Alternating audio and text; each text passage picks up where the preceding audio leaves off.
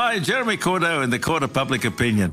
I'm just on air here to let you know that we'll be live streaming the Court of Public Opinion every Friday between 9 o'clock and 12 on jeremycordeaux.com. Please join us. We'd love to have you.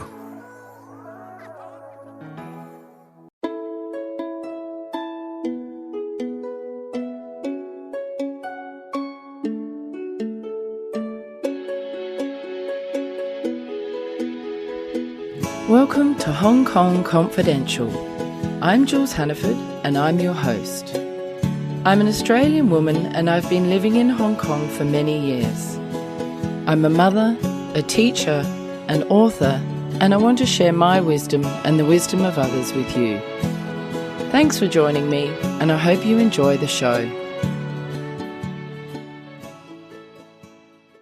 Today I'm here with Lexi. Hi Lexi, thank you so much for joining me today. Hi, Miss Hannaford. Pleasure is mine. Oh, that's so funny. You can call me Jules now that you've left school. Yeah. Okay. For the listeners out there, Lexi's been my student for 7 years and she's still a teenager. She's just finished school and Lexi's been battling with OCD, which is obsessive compulsive disorder, and anxiety for most of her teenage years. So thank you so much for coming to talk to us, Lexi. And it's really amazing. You're the first teenager I've had on the podcast. Really? That's exciting. Yes. It's great to have you here. And I think it's really wonderful that you're brave enough to come and talk about your mental health issues. Lexi, when did you first know that you had OCD and anxiety? The very first time that I can look back and remember where I started to display some of the characteristics was right before I moved from the United States back to Hong Kong. This was when I was 10 years old. Okay, and what were some of the characteristics that you first noticed? Well, I had this friend and he would pick his nose a lot. And I don't know why, but it would bug me so much. I felt so bad inside. It got to the point where I avoided this friend. Wow, that's really interesting. Yeah, so and this is as a 10-year-old. Did you realize that that was unusual behavior, that you were so bothered by it? No, so it was only looking back on it. What other behaviors can you look back on and see that you first exhibited? A lot of my OCD was based around my family. Whenever they would blow their nose or lick their fingers at the dinner table, the anxiety would go through the roofs. And it would be so much worse with my family within my home environment rather than outside in the world. Oh, that's interesting. How would you describe OCD? What's it like, or what is it to you? To me, it is this little demon voice inside of your head that follows you around wherever you go. It doesn't stop. There's no point in the day in which it's not there. Sometimes the voice is stronger. Sometimes it's not as strong. Yeah, that's how I would describe it. As you went through your teen years, what sort of compulsive behaviours or obsessive behaviours or things did you have, and what were the triggers? So what are some of the main ones, just so the audience can get an idea of what it was like? Bodily fluids. Anytime I hear someone blow their nose, it would just shoot up my anxiety a couple levels. In public, since we're living in Hong Kong, the Chinese culture is not so much sure how to put this without being rude. Yeah, they're not so aware of the fact that spitting in public is not really socially acceptable. Yeah, so for the listeners who live overseas, they had to bring in a law a number of years ago to fine people to stop spitting in public because it was so common in Chinese culture. Yeah. So is that something that really stressed you out as well? Mm-hmm. What else? Touching things in which everyone touches, such as door handles, public transportation, light switches, a lot of the times. And if I had seen someone in which my mind depicted as dirty or contaminated, I would not be able to touch anything that I see them touching. And how did this affect your life as a teenager? How did it affect your school and your social life? It affected my school so badly. Like, it got to the point in which I couldn't come into school. I couldn't step into school without feeling anxiety. It was like the moment I reached. And it was really, really difficult because a lot of the times I would wash things like my clothing or my lunchbox or just my body in general. And there are no private toilets in this school. So when I'm inside in the bathrooms doing these things, you get people looking at you like you're crazy. Even my friends, my best friends, they would question what I was doing and they'd, make jokes. That was definitely really, really difficult. But regarding my social life, I didn't really tell people for a couple of years, and I got really, really good at hiding my OCD. So people wouldn't even notice. What age were you when you were first diagnosed? 13?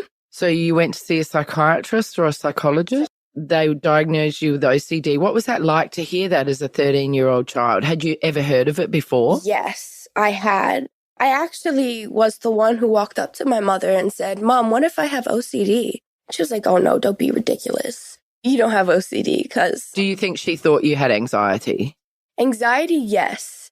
But a lot of people have this misconception with OCD that it is strictly based on certain things. Like if you have OCD, well, then everything needs to be in order or you can't touch the ground. But that's completely untrue because OCD is unique. It's specific to each individual and it can be seen in so many different varieties. And also, having taught you for so many years, I can see how it comes and goes and gets worse and gets better, doesn't it? Depending on so many different factors in your life, I'm 100%. sure. You mentioned that it started in the home and that's where you were more stressed, but then did it become as big or bigger in school as well? School, I think when I was 14, 15, school was the worst. It was probably the worst. Is that because there were so many germs and people here? There was this one individual who I'm not going to name. Yeah, good. Thanks. Yeah. He had Asperger's and his cleanliness was very, very poor. And it wasn't in his control. So there was nothing that really could have been done. But this individual, he had these handkerchiefs that he kept in his pocket and he would take out and blow his nose into and put back in his pocket. And that, for me, my whole entire world just came crumbling down because there was nothing that I could do. I was completely helpless. And when this individual would go around socializing with some of my friends, and it got to the point where I didn't even want to see my friends because I was scared that they'd be contaminated. Did you ever tell anybody at school about this handkerchief fear at the time? Teachers. Yeah. I don't think I could have told students because they wouldn't understand. I mean, to a superficial level, they'll be like, oh yeah, that's gross, but they won't understand how deep it really goes. Rather than just affecting you deeply, you kind of means it became obsessive thoughts. And so does that mean that you would just continuously think about it and feel like you were being contaminated and that it was wrong and it would make you feel icky and stuff like that? It wouldn't go away until I was able to do my compulsive act, which was washing. Right. So that was going to be my next question. What were your compulsive behaviors? So your obsessive behaviors were things like bodily fluids, contamination, tissues, hankies, stuff like that. What were your obsessive behaviors? Was washing your hands one or washing everything, clothes? Everything. Really? Electronics. I mean, I don't need to come through so many phones. Oh, because you've actually put them in water or you've just been rinsing rubbing it, yeah. You've been rinsing soap. them. Really? Everything has to be with soap. If it's just water, then in my mind, it's not clean.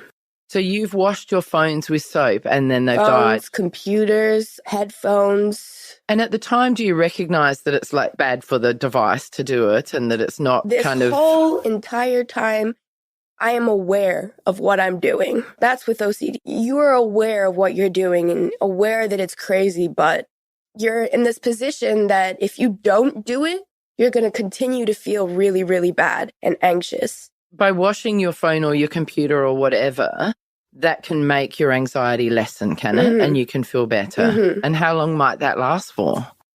Until the something next else time, triggers you. Sometimes it could be a couple hours. Sometimes it could be immediately. Right. And then you'd have to start the process again. Which can be very frustrating. So you were washing stuff here at school? Yes. Oh, 100%. I wasn't aware of that. With OCD, I think a lot of people who have it, they keep it very down low. And unless you have it, you don't really pick up on these things. So you would say, to the teacher, can I please go to the toilet? And you would actually be going to go and wash stuff. Exactly. And then would you feel better after you'd done that and just go back to class? Yes. But it depends because at the point when I was washing my clothes, which I do not do anymore, it's visual. And people look and they stare and they talk. And they're like, oh, why is your shirt wet? And, Were you taking it off and washing it or just washing it while it was on you? On me. I would put my hands in the sink, fill it with soap, get the water, and literally just splash it all over me. Oh my gosh. And so you're then going back to class in wet, soapy clothes. Yeah, the amount of times in which, like, I remember when I was still in school uniform and we were wearing these skirts, which are beige. So water is very, very clear. You can tell if the piece of clothing's been wet. So the amount of times that all my friends would be like, Lexi, why the hell is your skirt wet? Like, what are you doing? And they'll make little jokes. And I don't think they understood, like, the concept or why, but also how much it affected me when they said these things.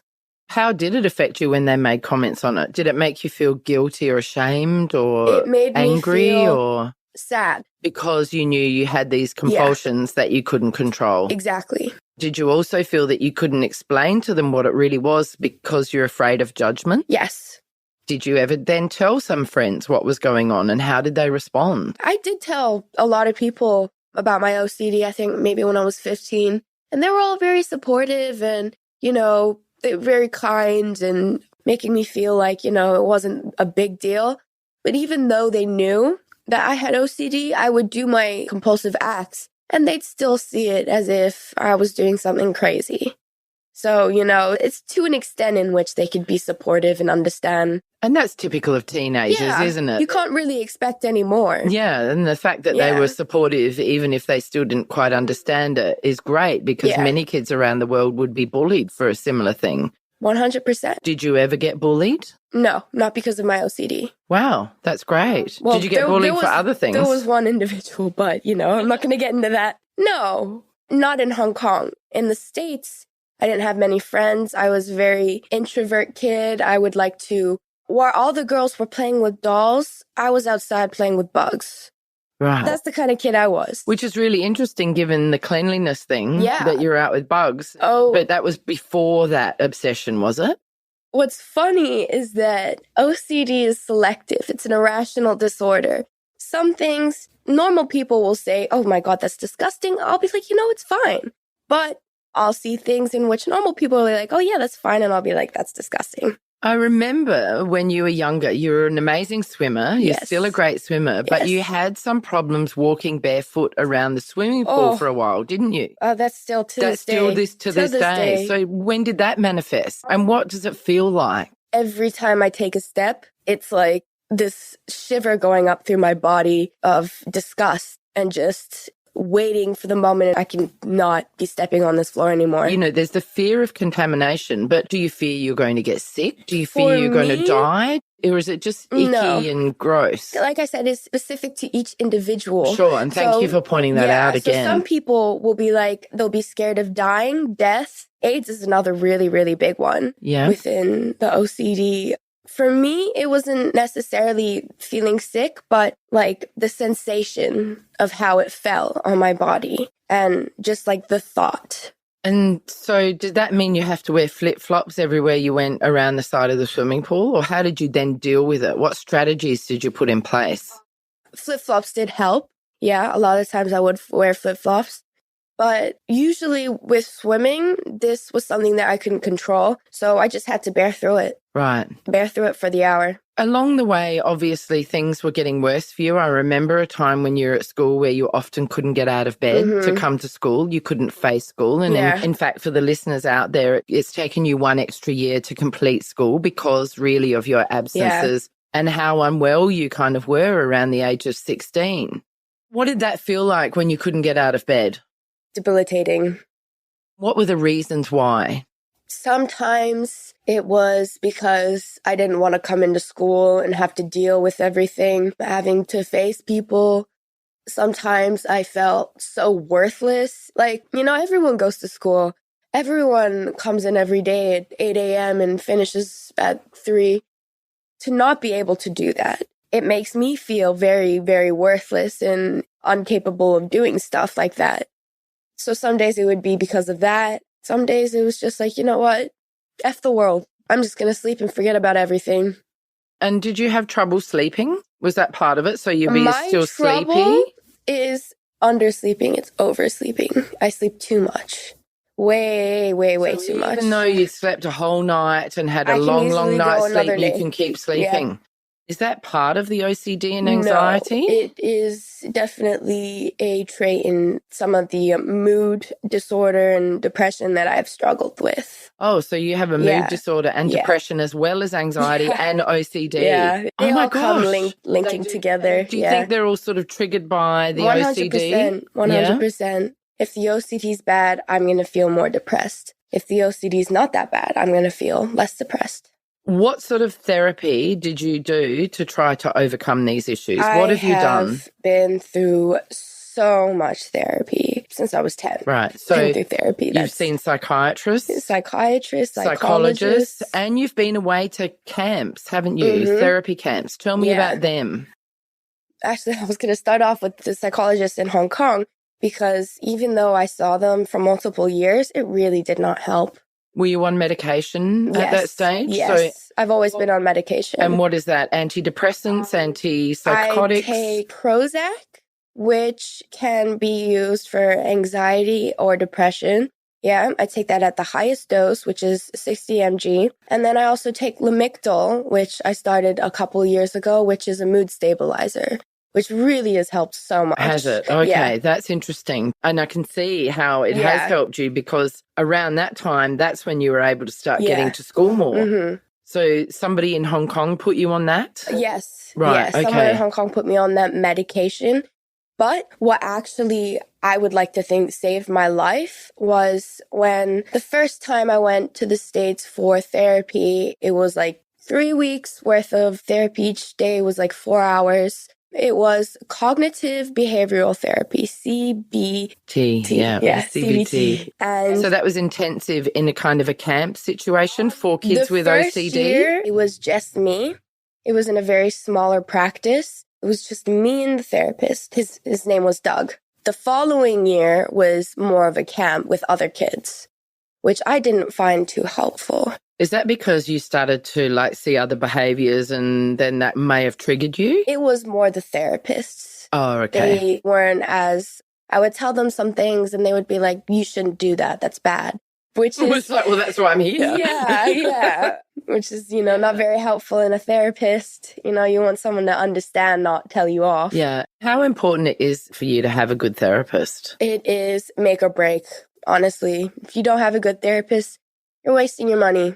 Right. Honestly. Did you have to try a number of people before you found the right people? I've tried so many. Is it about the connection you make with that person or their skills or both? I think it's both as well, and how they're able to make you feel in a way, you feel like you're genuinely talking to someone like a friend instead of someone, that you're paying to see.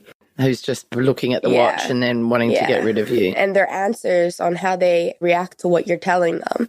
So some people, if they do bad things like underage drinking, some therapists will be like, okay, that's it. Don't talk about that. I don't want to hear about it. It's really bad. Whereas other therapists will be like, that is bad, but if you're going to do it, at least be safe. Right. And these are ways you can do it safely. Yeah. And you don't want to feel judged, I guess, in any choices that you made. You said that one of the things that saved your life was going to these therapy sessions in the US with Doug. CBT. Did you feel suicidal at all in your teen years? No. One thing that prevented me from ever really doing that was my religion.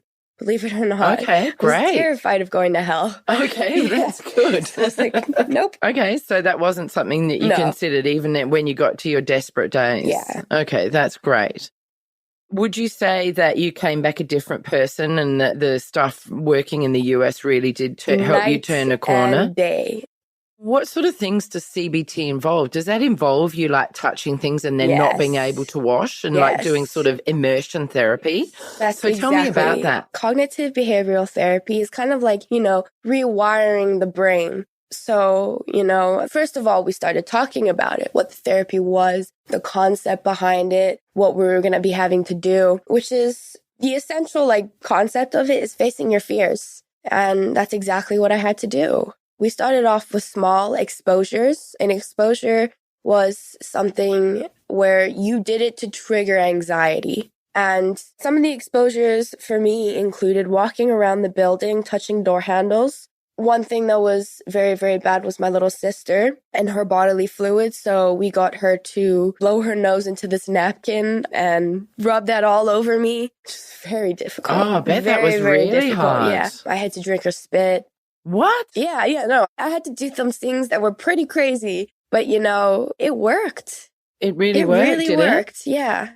Do you not now still feel the same aversion to bodily fluids that you did, or is it? Nowhere near as bad. Okay, so Nowhere it's near as there, bad. but Yeah. it's not as bad. Yeah. It also depends, like, how I'm feeling. If I'm feeling very stressed out with school, for example, or with family, then Your tolerance levels go down. Yeah, that makes sense. I'm going to get anxious a lot more easily. If you're feeling better and not stressed, and then things are not worrying you so much from a school point of view and things like that, and because you are not bothered so much by these triggers, does that mean your anxiety is also less and your depression is also less because you're doing better? Because 100%. They're all interlinked. The amount of times that I wash a day is a lot lower.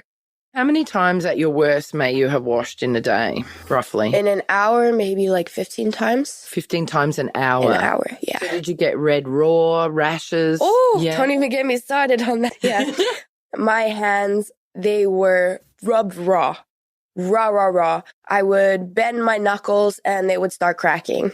Wow. Yeah, it was really, really painful. And what was difficult is that even though I was in a lot of pain, I'd still have to wash my hands and keep washing, and it'd just get worse and worse. And what would your family do? Were they aware that you were doing it as much as you were doing? Yeah, they see everything. And what would they do? Would they try to distract you? Or? There's nothing they can do. No? Really. No. At the very beginning, they did try to help me by going along with what I said. If I told them to wash their hands, they'd wash their hands. Oh, so you would want to control other people's behaviors as well? I was very, very controlling for a bit. Why is that, do you think?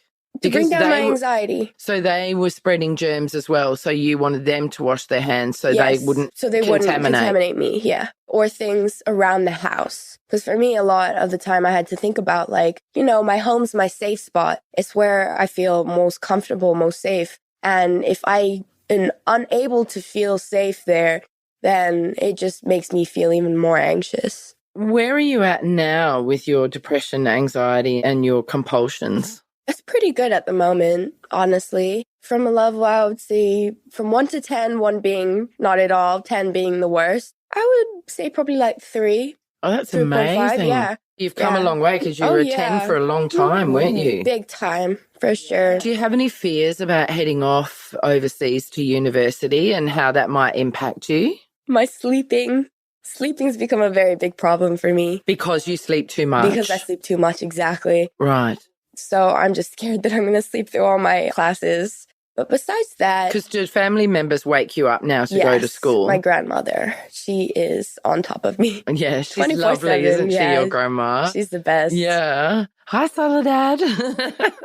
How are you going to combat that then when you get to university? I am going to have to push myself. It's not necessarily about external factors in which are going to help me. It's more internal. So I have to really, really want it, really, really push myself to get myself up, get out of bed, and actually go to my lectures. And you've worked so hard to get where you are that hopefully that will be an impetus for you to actually really make the most of this opportunity. Yeah. Because a couple of years ago, if somebody said, oh, Lexi will graduate and go to university, I would have thought, no way, she can't do it. Yeah. Even to go to the university where I'm going to. I know, you've got into an amazing university. So it's absolutely brilliant. So you've got to take that level of achievement and pride with you and moving forward, and then I guess become more independent. Is this something you're likely to have to live with for the rest of your life? Not likely, 100%. Right. So it's not, you don't get cured from it. Okay. You can make it more tolerable,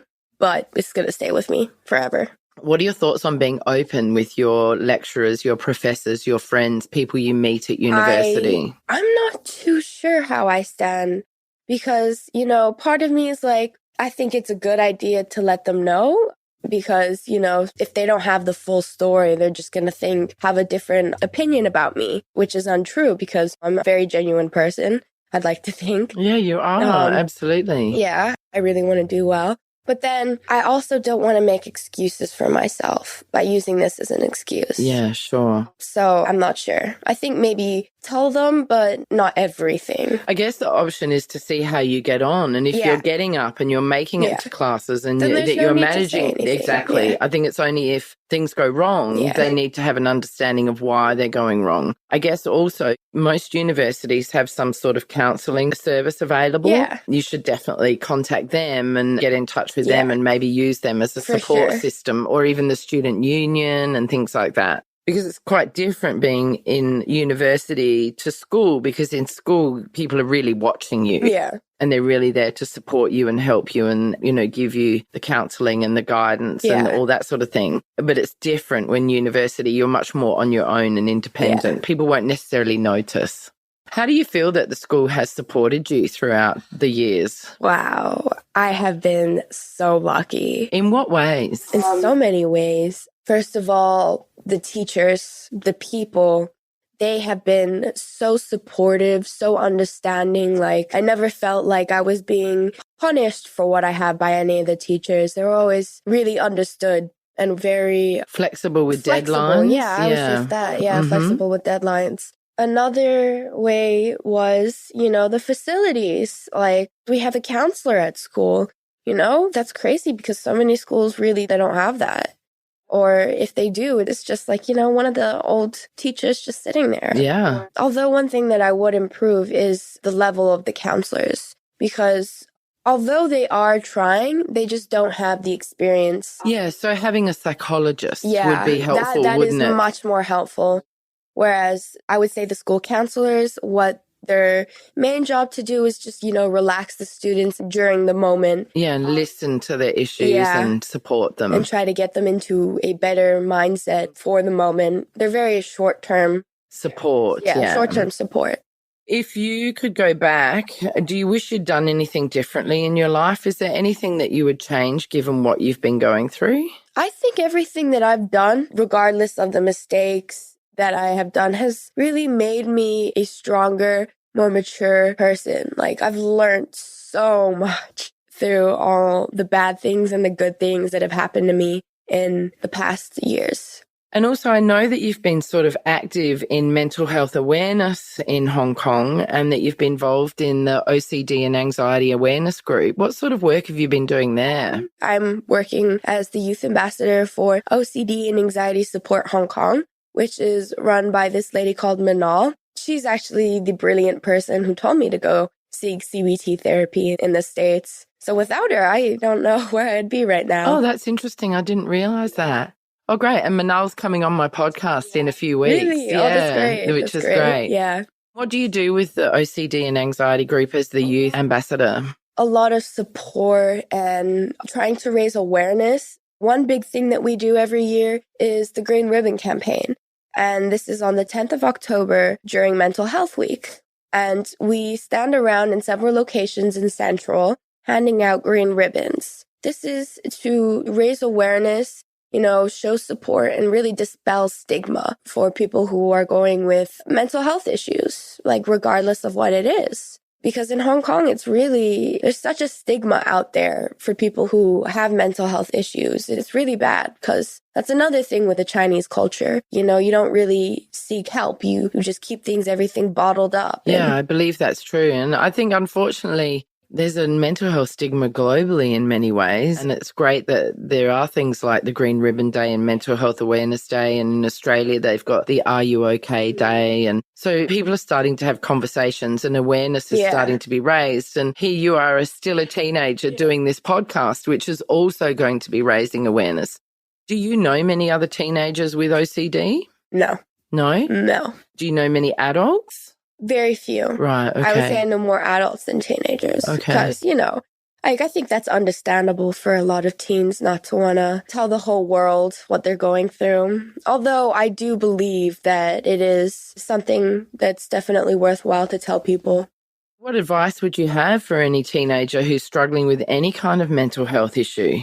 If you don't understand what's going on and you have all these feelings just bottling up inside, tell someone. Doesn't matter who you tell. It could be your friend, a parent, a coach, a teacher, a counselor. Like, honestly, just tell someone. Because if you don't, then you're going to be sitting there with all these feelings in which you may not even understand. You don't know why you're feeling these things. If you can figure out why, the cause, then you can try to work out a solution, which is really important because that's like, the only way you can try to get better and deal with what you're going through. Is to have support. Yeah. You wouldn't be where you are today without the support that you've had, would you? No, not at all. If I had kept things to myself, I'd be in a completely different place right now. Yeah, and you wouldn't be graduating school and heading off to university. Yeah. Don't you think it's interesting that you're going off to study psychology? How much is that linked to your mental health experiences? A lot of people who I have met who struggle with mental health, I ask them what they want to do and they say psychologist. And I think, it really has so much to do with what I've had to deal with through my life. Because, without the people there, without all those psychologists that I've been to, this links back to getting help and support. If you don't have that, then there's nothing really you can do. Exactly. Yeah, I think it's very interesting. I absolutely agree. I've seen many kids who struggle with some sort of mental health issue. They really have an interest in going into psychology. And I think in a way it can make them better at the job because they can empathize and identify. They have an understanding of what they're going through. Yeah, so it could make you an awesome psychologist. I remember one of the times I was in therapy, I told the psychologist that I wanted to do psychology. He's like, sometimes the best psychologists are the ones who struggled the most. Yeah, I'm sure. It's like addiction counselors. Yeah. The best addiction counselors are people who have had addictions themselves. Because they really, really understand, not just, on a superficial level, but a whole new level. Absolutely. Lexi, what tips would you have for managing OCD for anybody out there who has it? One thing was at least try to do an exposure a day. Even if it's not, it doesn't have to be a big an exposure. It could be a tiny little one. And you don't have to do it all the time throughout the whole entire day. You just do it once, and once you can start to feel more comfortable with the small exposures, you can continue to move up to bigger ones. And I feel like that would really, really help. After you did the CBT therapy and you had the exposure therapy, did you come back to Hong Kong and continue with the little exposures? Yes, I did. And was that part of your healing and what was recommended for you? Yes, because even though I did go through CBT therapy, it's going to stay with me the whole life. So I need to be able to learn and apply what I have learned into real life situations by doing these exposures. What sort of tips do you have for somebody managing anxiety?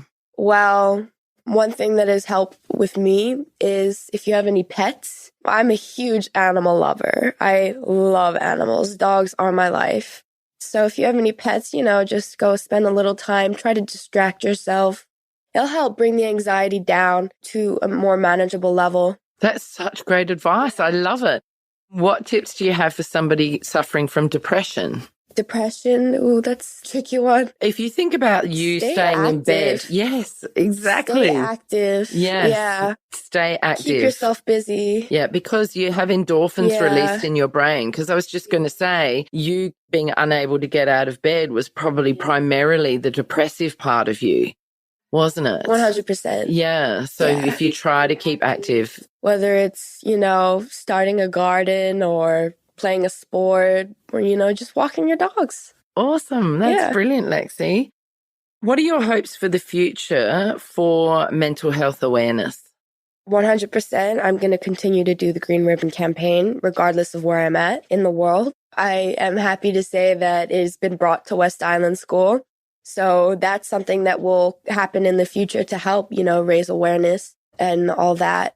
Hopefully, as a psychologist in the future, I can help other people, even if it's just one person in the world that's making a difference. So, yeah, good luck. I really hope that you really love university, that you do really well and that you are able to go on and help people. Do you think you'll specialize in OCD? I wouldn't say specifically OCD, but I would like to specialize in anxiety-related disorders. Yeah. Lexi, what have you learned about yourself as a person through all of this? I'm a lot stronger than I thought I was. I can withstand a lot more. And this is something that I've learned about myself right now that I know is going to help me out later on in the future. And also the other thing I've noticed about you is how amazing you are with younger children. Oh, yeah. You really are such an amazing leader. And I think if ever the psychology degree doesn't work out, you should think about going into teaching. Yeah. For sure. Yeah, you'd be an amazing teacher. And really could impact lives of many, many kids. So, Lexi, look, thank you so much for meeting me today. No problem. This is so interesting, and it's really wonderful to have a teenage perspective on mental health issues. Definitely. Yeah. Not something you get every day. No, it's not. So thank you for opening up and having the courage to come and talk to me. For my listeners out there, if you or any of your friends suffer from OCD or anxiety, or if your friends have teenagers who you are concerned about, please share this podcast with them because it may really be able to help them. And if you could go to iTunes and rate and review us, that would be absolutely amazing. And thanks, Lexi, so much. It's been a real pleasure. No problem. The pleasure's mine. Thank you. Hi, Confidants. I want to tell you about my Patreon page. I've joined Patreon in the hope of getting sponsorship for my Hong Kong Confidential podcast. Patreon is a great way for my listeners to get on board and sponsor me with monthly payments, and that goes towards my production costs and rewards for my members. If you're interested in checking out my Patreon page, please go to patreon.com and search up Jules Hannaford or Hong Kong Confidential. I would really appreciate you visiting my page.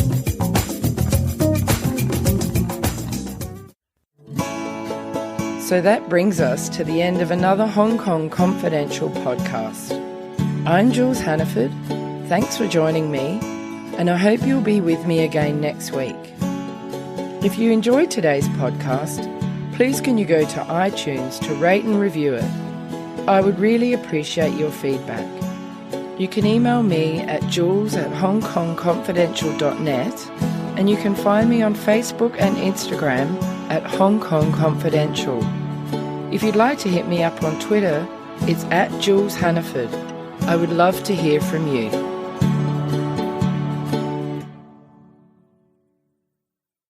Hi, Jeremy Cordeaux in the Court of Public Opinion. I'm just on air here to let you know that we'll be live streaming the Court of Public Opinion every Friday between 9 o'clock and 12 on jeremycordeaux.com. Please join us. We'd love to have you.